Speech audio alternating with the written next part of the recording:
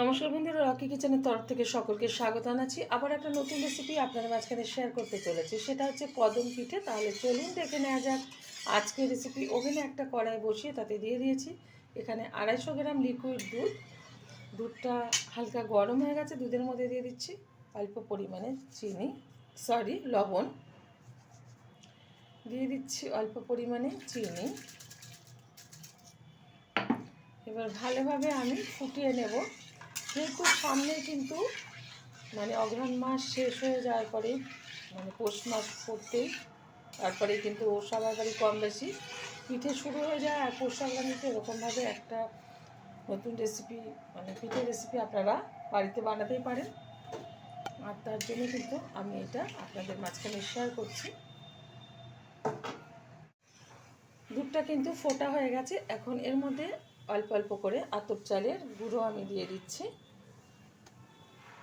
এবার ভালোভাবে কিন্তু হালকা আঁচে এটা সিদ্ধ করে নিতে হবে খুব সুন্দরভাবে। যত সুন্দরভাবে সিদ্ধ হবে ততই কিন্তু পিঠেটা সফট হবে। আপনারা দুধের বদলে এখানে জল দিয়েও করে নিতে পারেন। খুব সুন্দরভাবে কিন্তু সিদ্ধ করে নিয়েছি। এখন ওভেনটা বন্ধ করে আর এটা ঢেকে রাখবো প্রায় 30 মিনিটের মতো। তারপরে কিন্তু পিঠেগুলো বানাবো। কড়াই থেকে তুলে নিয়েছি এই যে আতপ চালটা যে সিদ্ধ করে নিয়েছিলাম সেটা। আর এদিকে কিন্তু আমি এই যে একটা নারকেল কুড়ে সেখানে গুড় আর চিনি দিয়ে পাক দিয়ে নিয়েছি হালকাভাবে।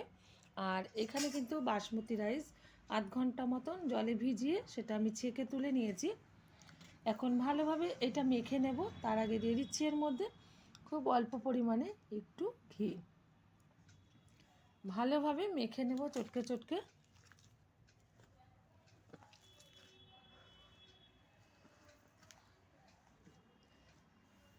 ভালোভাবে মেখে নিয়েছি। এখন ছোট ছোট লেচি আমি কেটে নিচ্ছি। খুব বড় বানাবো না, এরকম দু হাতের তালুর মাঝে নিয়ে একটু গোল করে নিচ্ছি। এবার বাটি শেপটা দিয়ে নিচ্ছি।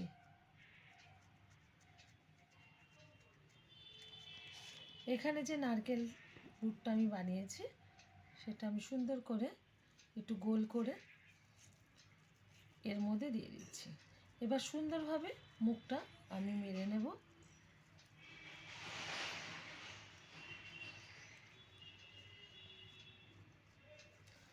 গোল করে নিচ্ছি আবারও।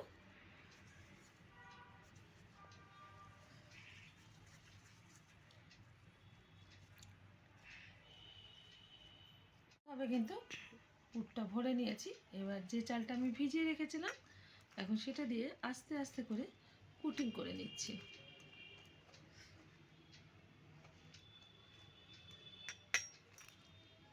প্রত্যেকটা এরকমভাবেই আমি শেপ দিয়ে নেব। সবগুলো কদম পিঠার শেপ দিয়ে নিয়েছি। এবার আমি ভাপিয়ে নেব। কদম পিঠাগুলো ভাপানোর জন্য আমি ওভেনে একটা ডেকচিতে স্টিলের স্টিলের গামলা, তার মধ্যে পরিমাণ মতো জল দিয়ে নিয়েছি। এখন এখানে একটা নেটের ছেঁকনি টাইপের দিয়ে দিচ্ছি। এর উপরে কিন্তু আমি এই যে হালকা একটু ঘি লাগিয়ে নিয়েছি। এখন আস্তে আস্তে করে কদম পিঠাগুলো এর উপরে দিয়ে ভাপিয়ে নেব। আস্তে আস্তে করে বসিয়ে দিচ্ছি। আমার এই রেসিপি যদি আপনাদের ভালো লেগে থাকে আপনারা অবশ্যই আমার চ্যানেলটিকে সাবস্ক্রাইব করবেন, লাইক করবেন, শেয়ার করবেন। আর ঠিক যেরকমভাবে আজকে বাড়িতে কদম পিঠা সহজভাবে করে দেখালাম এরকমভাবে অবশ্যই ট্রাই করবেন। আশা করি আপনাদের ভীষণ ভালো লাগবে। সামনেই কিন্তু পৌষ সংক্রান্তি, প্রত্যেকের ঘরে কম বেশি পিঠেটা বানিয়ে খেয়ে দেখবেন। আশা করি ভীষণ ভীষণ ভালো লাগবে।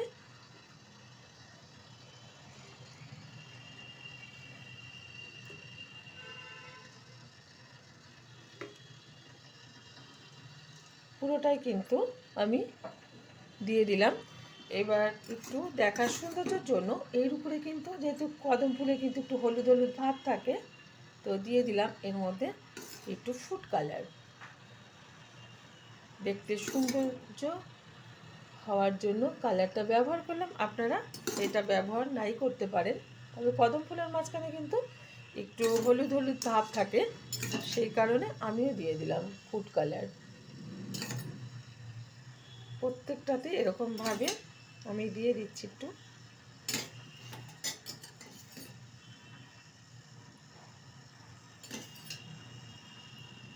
এটা হতে কিন্তু প্রায় 15 থেকে 20 মিনিট সময় লাগবে। কতটা সময় লাগলো আমি ঠিক বলে দেব, কারণ আমি এর আগে কখনোই করিনি, ফার্স্ট টাইম করছি, তো আমিও জানি না কতক্ষণ সময় লাগবে।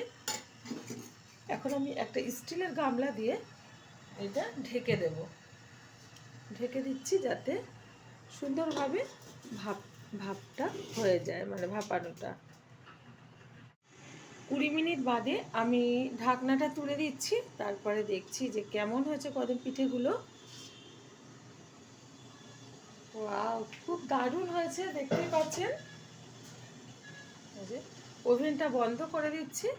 এবার আমি একটা প্লেটে উঠে সার্ভ করে দেখাচ্ছি কেমন হয়েছে।